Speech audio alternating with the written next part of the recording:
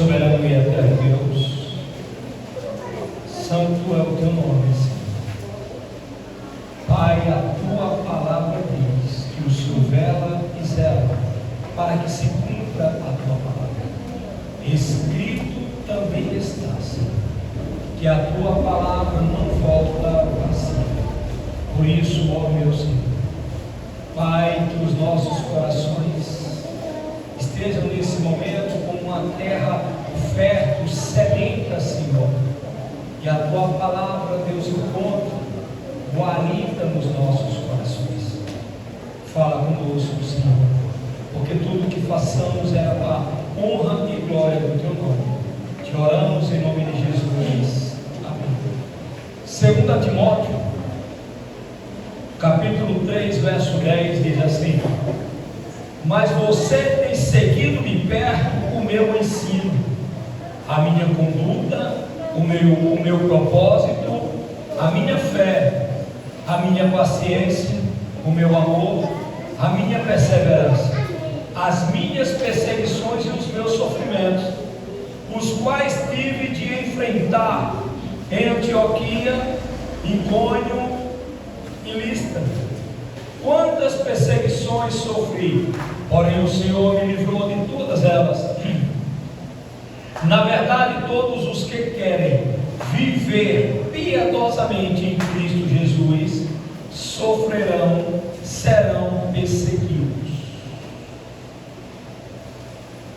Amados, Paulo fala para Timóteo: Timóteo, você tem me acompanhado de perto, você tem visto o meu amor, você tem visto a minha perseverança, você tem visto a minha paciência, você tem visto tudo que eu tenho vivido. Mas você também, Timóteo, você já viu também o meu sofrimento. Você tem visto também as minhas perseguições, o quanto eu fui perseguido, o quanto eu sou perseguido, o quanto eu tenho sofrido.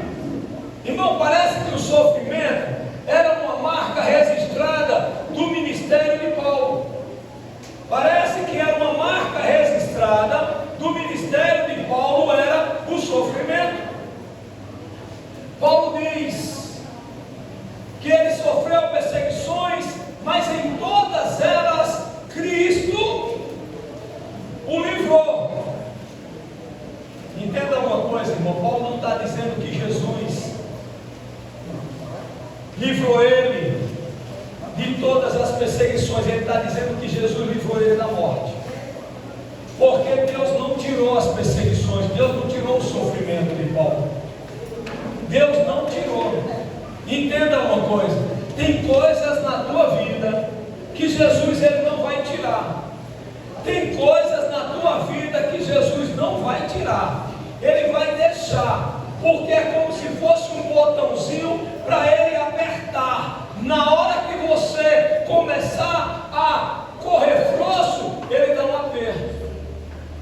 Tem pessoas na tua vida que ele não vai tirar, porque ele usa essas pessoas como uma lixa. Na hora que você está cascudinho, ele pega essa pessoa e te lixa. Tem coisas que ele não tira. Ele não tirou o sofrimento de Paulo, ele livrou Paulo da morte várias vezes, mas o sofrimento não, ele não tirou de Paulo. Paulo diz: os meus sofrimentos, sabe, irmãos, e às vezes é necessário nós entendermos isso. Às vezes nós estamos pedindo para que Deus, sabe por quê? Porque se prega um evangelho que não é o evangelho de Cristo. Se prega um evangelho que tudo pode, um evangelho que, não, é normal, é assim mesmo, um evangelho que o cristão não pode passar por nenhum tipo de dificuldade, porque se ele passar, está em pecado. Isso não é verdade. Isso não é verdade. O evangelho do meu Jesus é um evangelho de disciplina. É um evangelho que ele disciplina, porque ele diz que ele exorta aqueles que ele ama. Hebreus capítulo 12, a partir do verso 5, diz isso. E nós precisamos começar a entender a palavra de Deus. Às vezes nós dizemos: mas eu faço tanta coisa pelo reino de Deus, eu faço tanta coisa pelo reino dos céus. Não é o quanto você faz pelo reino dos céus, mas é o que o reino dos céus faz dentro de você. A diferença é grande. Não é o quanto você faz pelo reino dos céus, mas é o quanto o reino dos céus faz dentro de você. A transformação que o reino dos céus faz dentro de você. Às vezes nós achamos que trabalhamos para Jesus. Jesus ele não é dono da Odebrecht para tratar de trabalhador. Ele busca adoradores, aqueles que o adoram em espírito e em verdade. Não está escrito que ele busca adoradores? Está escrito. E às vezes nós queremos ser trabalhadores, não adoradores. O que é buscar o reino de Deus e a sua justiça em primeiro lugar? Que reino é esse? Que reino é esse? É o reino que está aqui dentro. Esse reino está aqui. Não é o quanto eu faço pelo reino de Deus, é o quanto o reino de Deus faz dentro de mim. Que transformação é essa? Às vezes nós estamos querendo uma vida, nós queremos ser cristão, aquele cristão que quer uma vida plena, de paz, de abundância, de prosperidade, tudo do bom e do melhor. Onde? Está escrito aonde, irmão? Quando Josué morreu, Juízes capítulo 2, a partir do verso 20, alguém chega e diz: Senhor, e aquelas nações lá, por que o Senhor não eliminou? Porque Deus eliminou uma boa parte. E sabe o que é que ele diz? Aquele povo eu vou deixar para quando o povo de Israel se rebelar contra mim, eu uso aquela nação contra eles. Então tem coisas que Deus ele não tira. Entenda isso. Tem pessoas na tua vida que Deus não vai tirar.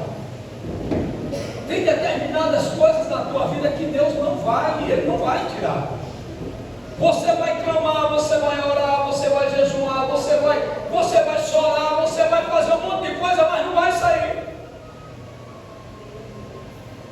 Paulo ele orou por 3 vezes ao Senhor: Senhor, tira de mim, tira de mim. Sabe o que é que Deus disse para ele? Minha graça te basta, para que tu não se exalte, para que a excelência da revelação que eu te dei, tu não se exalte, tu não olhe para os outros e diga: quem é você? Eu sou Paulo, que fui lá no terceiro céu, eu vi Deus, eu vi o trono aberto, e você viu quem? Ninguém. Então, sou melhor. Deus não tirou o espinho da carne de Paulo. 2 Coríntios capítulo 4, volta só um pouquinho aí, 2 Coríntios 4, 9.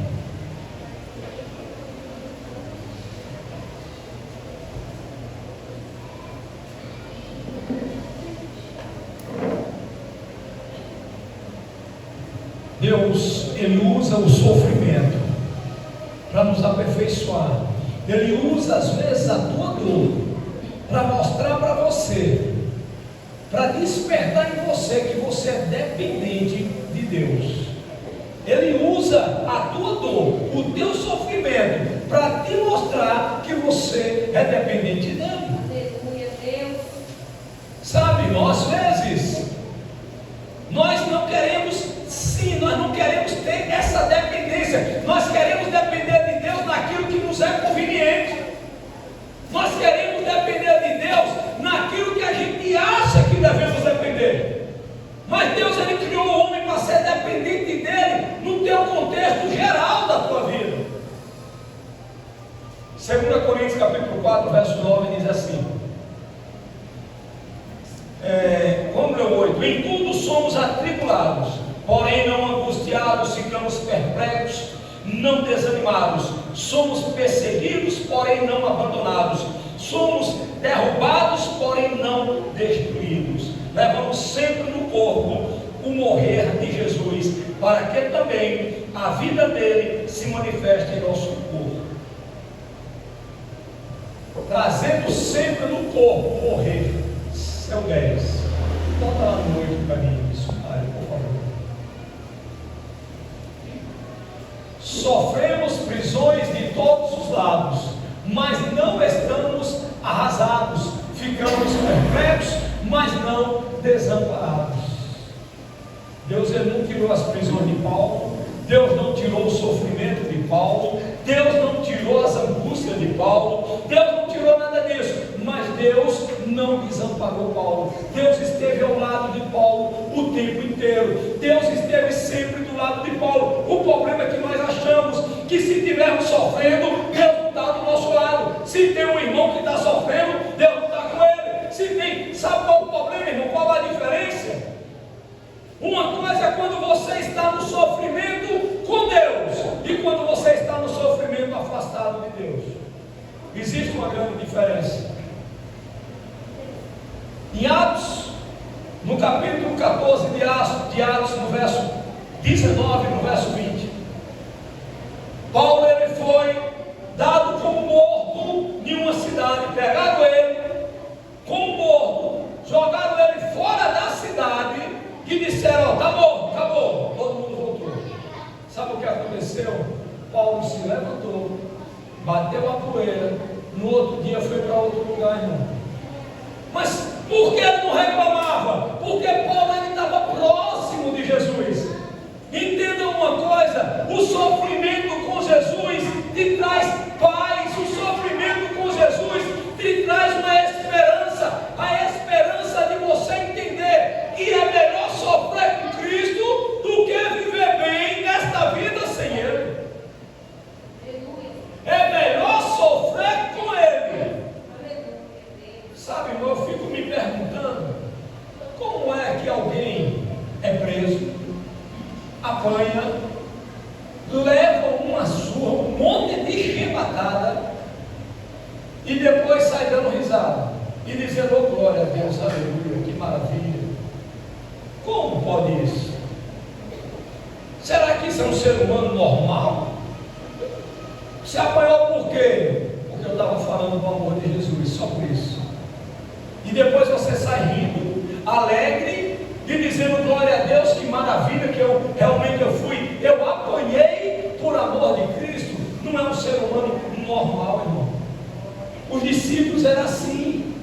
Hoje, se olhar com cara feia para um irmão na igreja, ele não quer vir mais para a igreja. Se o pastor entrar ali meio agoniado do juízo, que já não é muito certo das ideias dele, e entrar ali e não der a paz ao irmão, não der um abraço para o irmão, no outro dia o irmão quer sair da igreja. O pastor nem comigo falou. O pastor estava de mau humor, sei lá, o pastor parece que não gosta de mim.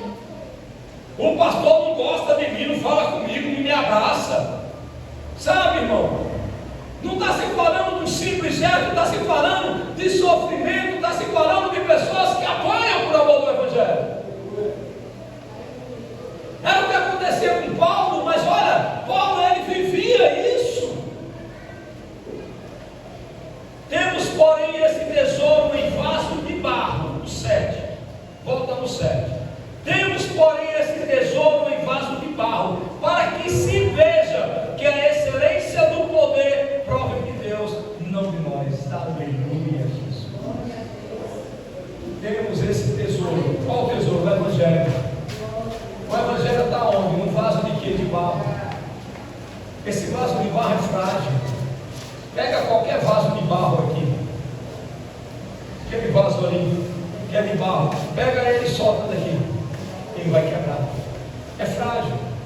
Por isso que Paulo está dizendo: temos esse tesouro em um vaso de barro, para que o poder da excelência não seja do homem, mas de Deus. Nós somos vaso e é frágil esse vaso, mas o que está dentro de nós é forte, é poderoso. O que está dentro de nós é muito maior do que o que está no mundo, é mais poderoso do que o que está lá fora, é o que está dentro de nós.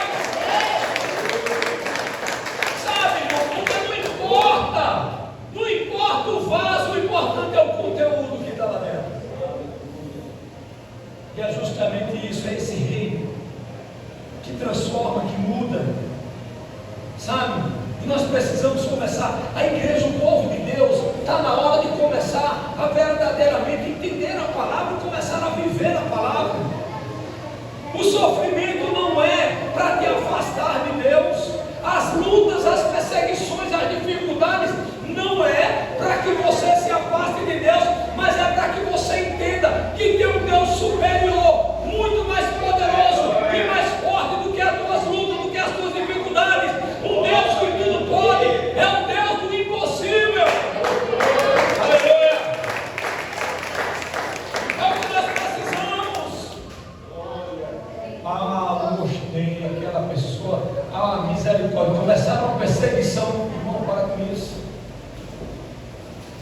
Você acha que o diabo ele vai perseguir quem está no caminho com ele? Quem está andando de mão dada com ele? Não vai não, irmão. Se você tem sofrido perseguições, se as coisas apertaram, analise. É porque você está no caminho certo. É porque você está caminhando a passos largos no caminho certo. O diabo, ele sabe o teu nome, mas ele não te chama pelo teu nome, ele te chama pelos teus defeitos. Mas Jesus, ele conhece os teus defeitos, mas ele te chama pelo teu nome, porque ele não se preocupa com os teus defeitos. Ele sabe que você tem, ele sabe que você vai errar. Jesus, ele sabia que Pedro ia negar ele sabia que Pedro ia, e quando ele ressuscita, ele diz para Maria Madalena: ó, diz a Pedro que eu estou esperando ele lá no mar da Galileia. Antes dele chegar, eu já estou lá, eu já estou esperando ele lá, e eu estou esperando ele lá, sabe? Ele já sabia, foi lá que ele restaurou Pedro. Pedro, tu me amas? Sim, Senhor, aceita meus cordeiros. Aquilo deve ter doído, meu irmão. Aquilo deve ter doído em Pedro, aquilo deve ter moído Pedro. Quando Jesus pela segunda vez pergunta: Pedro, tu me amas? Aí acho que Pedro olhou de si, já foi aqui, me acabei todinho. Pedro, tu me amas? Aquilo moeu Pedro. Mas Jesus já disse: eu estou lá, eu estou te esperando.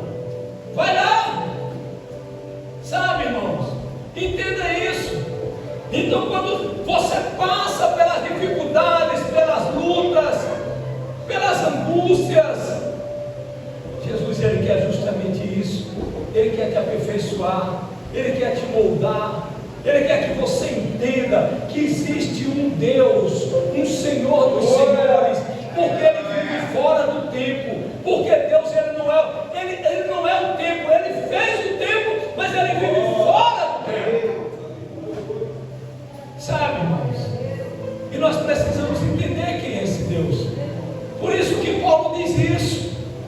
Paulo diz: olha bem, temos porém esse tesouro em vaso de barro, para que veja que a excelência do poder provém de Deus e não de nós. Aí ele continua dizendo: em tudo somos atribulados, porém não angustiados, ficamos perplexos, porém não desanimados, somos perseguidos, porém não abandonados. Aleluia. Ficamos perplexos. Olha o sofrimento, as dificuldades, as angústias. Agora, irmão, tem um detalhe muito importante que nós precisamos entender: servir a Cristo, fazer aquilo que Jesus ele determina na sua palavra, requer coragem. Entenda isso, requer coragem. Observe, Deus ele fala poucas vezes, mas às vezes que ele fala, uma delas ele fala para Josué: seja forte e o que? Corajoso. Seja forte e corajoso. Sabe, você vai ter dificuldades, você vai ter ânimo, mas você tem que ter coragem. Entenda uma coisa: não é porque eu estou com você que você vai ficar sentado de braço cruzado esperando as coisas acontecer. Não, você tem que ir, você tem que ter coragem. Você tem que ser forte e corajoso. Coragem para dizer não ao pecado, coragem para dizer não a você mesmo, coragem para você dizer não às tuas vaidades, coragem. Quando Deus diz para Paulo: Paulo, importa que tu agora já testemunhasse de mim em Jerusalém, agora importa que tu vai testemunhar em Roma. Mas Deus antes disso ele disse para Paulo: Paulo, tenha coragem. Atos capítulo 23, verso 11. Paulo, tenha coragem. Sabe, irmãos, o problema é que às vezes nós não entendemos uma coisa. Jesus ele diz em Mateus 11, 28, ele diz assim: fica aí sentado que eu vou até você. Está escrito assim, irmão? É assim que ele diz? Não é? Ele diz o que? Vinde a mim. Vinde a mim. O problema é que às vezes nós não estamos indo até Ele, estamos sentados esperando que Ele venha até nós. Ele não vai vir, porque Ele está dizendo: vinde a mim, vinde a mim. É necessário a gente ir até Ele, é necessário a gente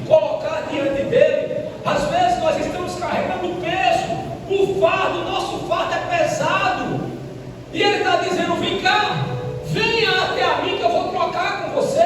Eu vou pegar o seu que é pesado e eu vou te dar o meu que é leve e suave. Mas você tem que vir. Aleluia. É você que tem que vir, não é eu que vou, não. É você que tem que vir. E precisamos entender isso.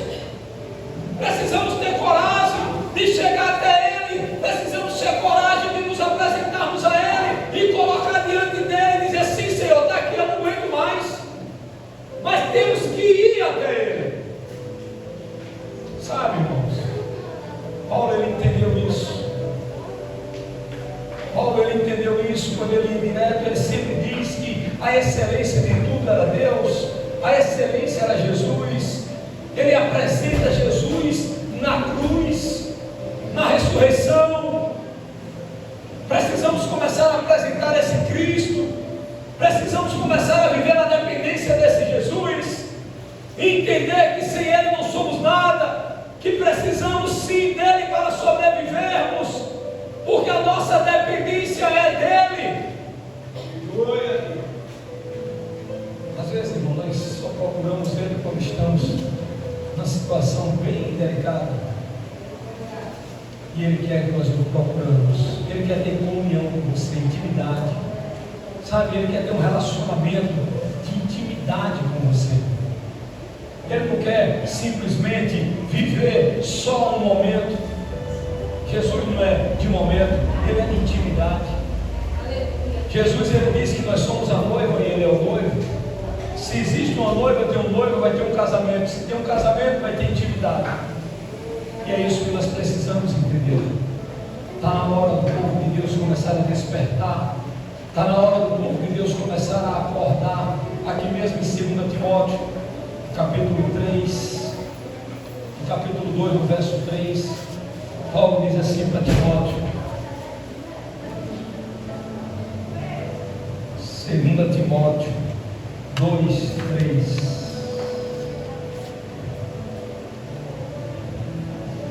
Olha o que Paulo disse para Timóteo: participe de quê? Das minhas alegrias e das minhas conquistas. É assim que Paulo diz? Coloca aí, missionário, por favor, já está na tela. Tu, pois, sofre as aflições como bom soldado de Jesus Cristo. Eu vou ler na minha versão, que diz assim, ó: participe dos meus sofrimentos como bom soldado de Cristo Jesus. Participe dos meus sofrimentos. Paulo está chamando Timóteo e dizendo assim: Timóteo, participe dos meus sofrimentos. Você tem noção do que é isso? Você imaginou se o pastor aqui na igreja agora chegasse para o povo e dissesse: irmãos, todos nós agora vamos sofrer perseguições, agora o negócio vai realmente pegar, a gente pode ser preso, a gente pode apanhar. Quando fosse no culto de domingo, não tinha ninguém na igreja, só tinha o pastor de novo aqui. Cadê o povo? Quem quer? Quem quer sofrer, né? Olha, teve um ali que levantou o dedo. Parece que aquele cara tem coragem. Sabe, irmãos? Mas Paulo chama Timóteo e diz: participe dos meus sofrimentos. Esteja junto comigo como um bom soldado. Vamos junto. Irmão, nós somos, entenda uma coisa, nós somos um corpo, a igreja é o corpo. A igreja é o corpo. E esse corpo tem que estar junto. Sabe? Nós entendemos isso. Quem é o cabeça? O cabeça é Cristo. Ele é o cabeça do corpo. Nós somos os membros do corpo. Membros do corpo. Ele é o cabeça. Participa, Timóteo. Participe comigo dos meus sofrimentos, das lutas, das perseguições.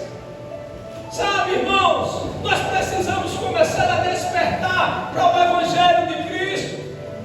Ser cristão, viver a palavra de Deus, é andar na contramão do mundo, é andar na contramão do mundo, quer viver a todos aqueles que querem viver Cristo piamente, vão sofrer perseguições, está escrito. Sabe, irmãos,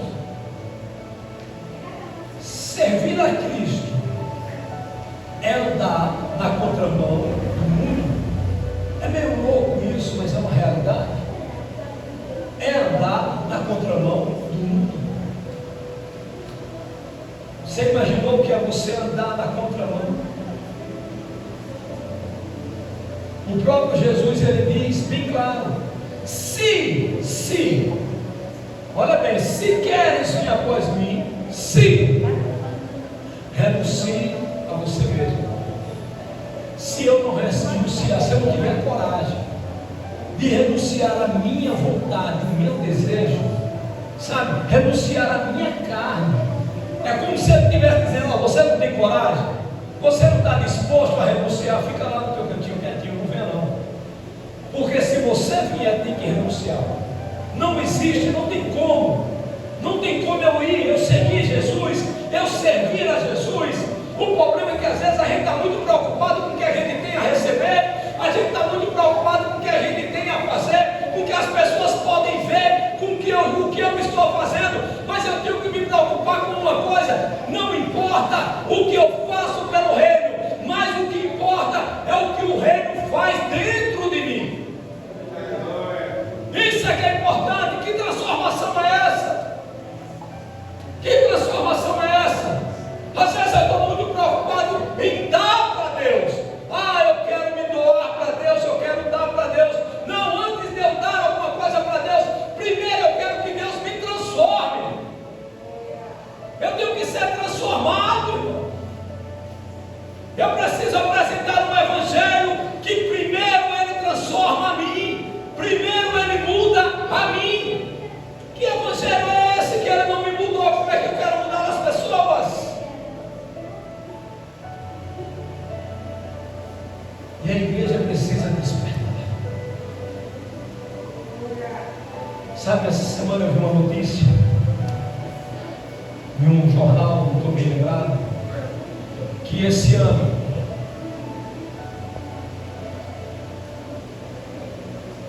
até agora, no primeiro trimestre desse ano, os Estados Unidos quebrou o recorde de venda de Bíblia. O recorde de venda de Bíblia à juventude. Aleluia. Sabe, irmãos, é quando a igreja começa a se conscientizar. Entenda uma coisa, irmão: não é emoção, é consciência. É consciência. É você entender que você serve a Cristo, que você busca Ele, que você vai atrás dele. Não é por emoção, é consciência, porque sem Ele nada poderemos fazer. Nada tem o homem se dos céus não lhe for dado. Não existe outra forma de salvação, não existe outro meio de salvação que não seja pela pessoa de Jesus. Celular, por favor. Por favor.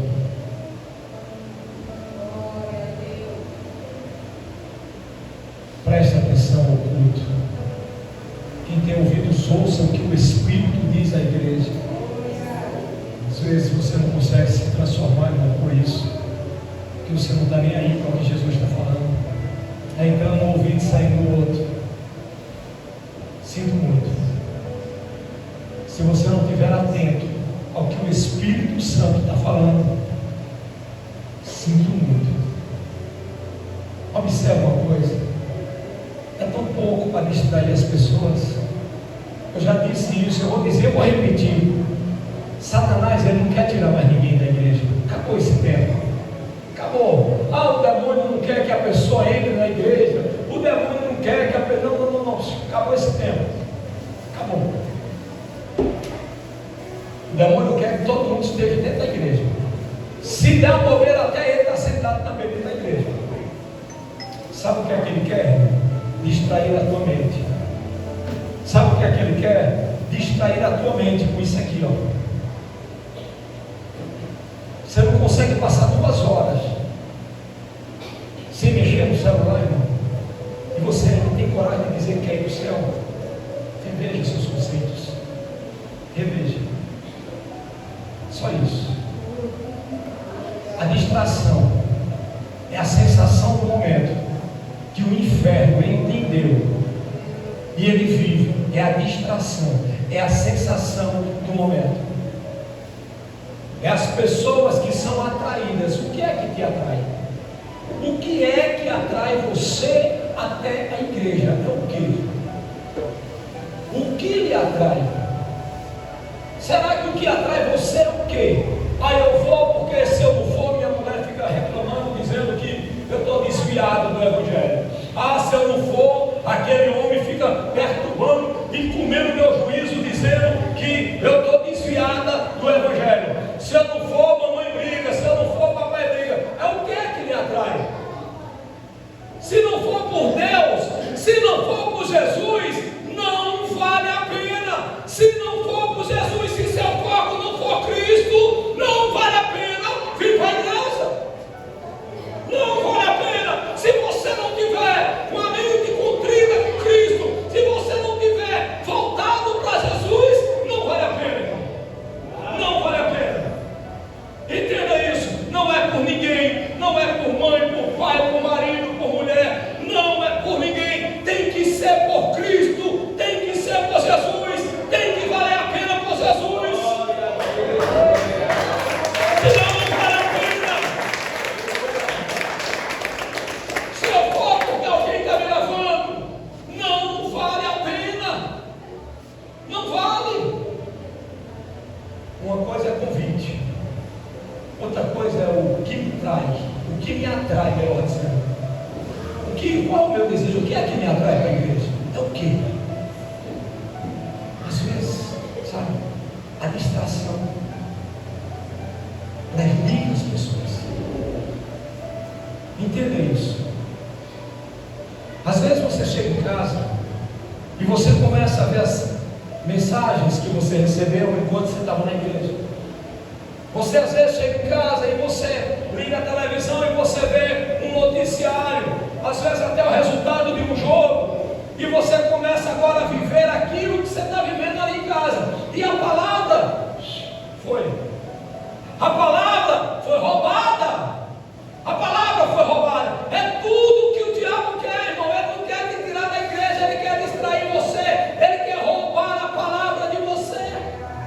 Entenda isso. Simples assim. Às vezes nós chegamos em casa e não falamos mais da Bíblia, não falamos mais da palavra que foi pregada. O que foi que o Espírito Santo hoje falou na igreja? Foi o quê? Sabe, minha mente foi distraída. Entenda isso.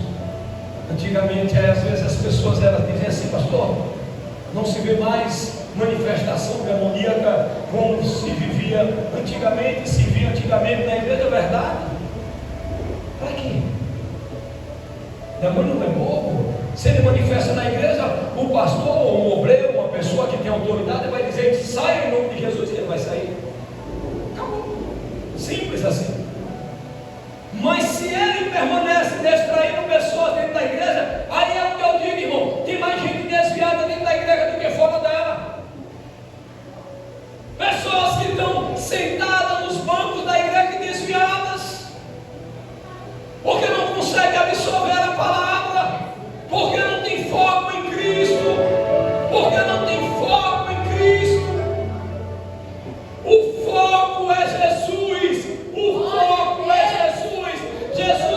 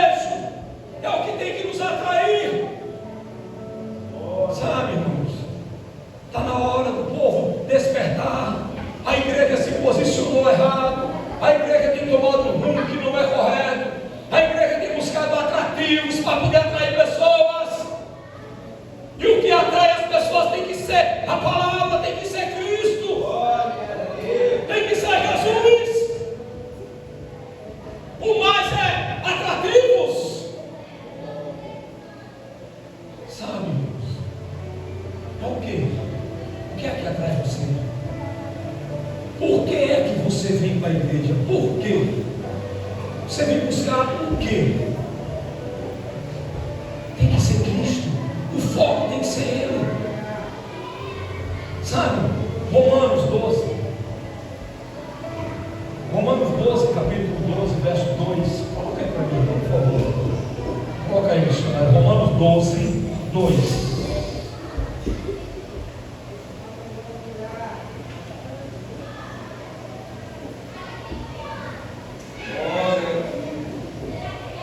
Romanos 12, 2 diz assim: e não vos moldeis ao sistema desse mundo, mas sede transformados pela renovação das vossas mentes. Irmão, se minha mente não for transformada, não vale a pena. Eu vou continuar sendo a mesma coisa. Se minha mente não for transformada, eu estou fazendo o quê? Eu estou buscando o quê?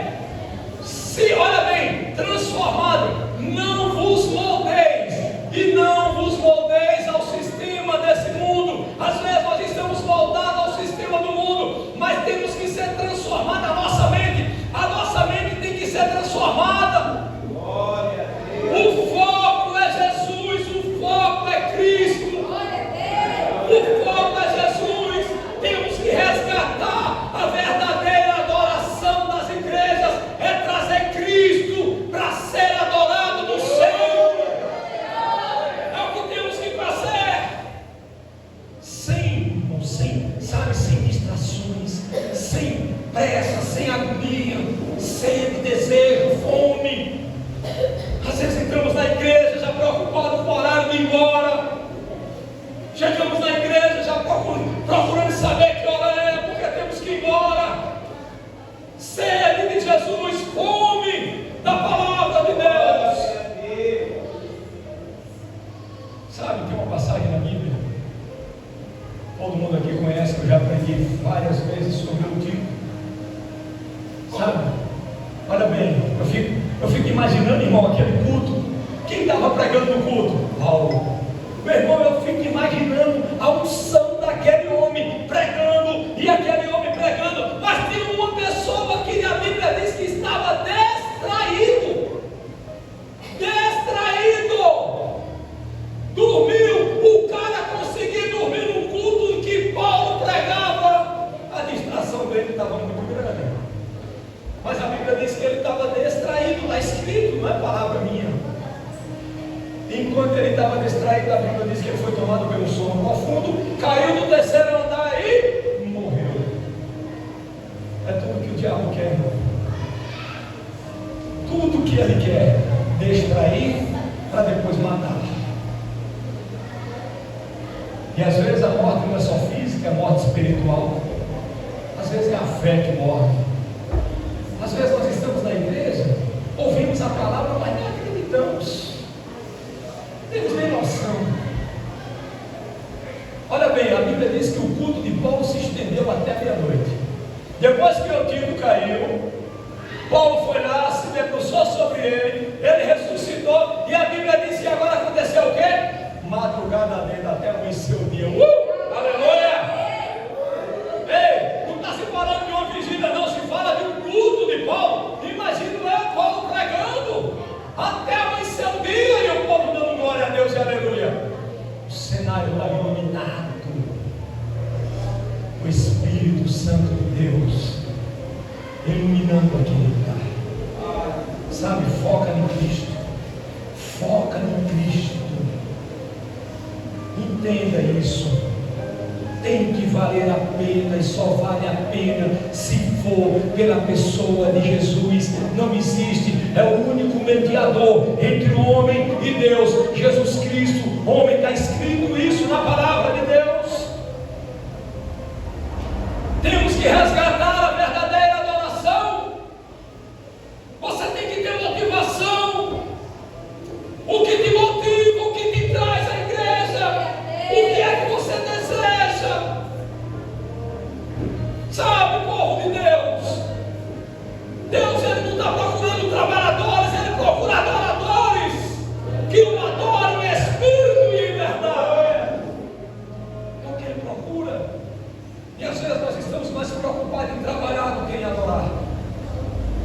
Estamos mais preocupados em apresentar do que em adorar. Mas a nossa preocupação tem que ser adorar. Adore. Seja um adorador. Tem aquele louvor que é de Nani Azevedo, adorador por excelência. Ele diz: eu quero ser bem mais do que já sou. Bem mais do que já sou. Adorador por excelência. Você precisa adorar. Você precisa se posicionar. Você precisa, mas eu não consigo. Pede a Deus. Clame a Ele. Chora na presença dEle. Senhor, não me faça sair daqui se o Senhor não me formar, não me transformar em um adorador. Seja, deseje, queira ser um adorador. Adore a Cristo. Adore a Ele. Sabe, irmão, está na hora. Está na hora da igreja ser despertada. Está na hora. O que nos motiva, o que nos atrai, o que nos traz até a igreja é o quê? Sabe? Eu vou para a igreja, se eu não for amanhã, o pastor está me ligando, perguntando: irmão, que você não foi para a igreja, varão, alguma coisa está acontecendo. E aí o varão já fica logo, quando o pastor liga no outro dia, se ele não for para a igreja, ele: lá vem aquele homem. Pronto. Lá vem Zé da cabeça grande agora para me perturbar. Não, irmão, esqueça isso. Lembre-se de uma coisa: Jesus é o foco. É Jesus. Não é o quanto você faz pelo reino, mas é o que o reino faz dentro de você. Entenda isso. Transforma a tua mente. Se a tua mente não for transformada para verdadeiramente você ser um adorador, não vale a pena. Amém? Que o Espírito de Deus continue falando ao meu e ao teu coração. Que você entenda que essa palavra encontre guarida no teu coração. Que você passe a desejar, que você passe a querer ser adorador. Ser adorador. Tem aquele louvor aí, cara? Tem? Se tu tem, bota aí. Por favor. Irmão, convidar você. Se coloca de pé. Fecha teus olhos. Se coloca de pé, fecha teus olhos. Deixa o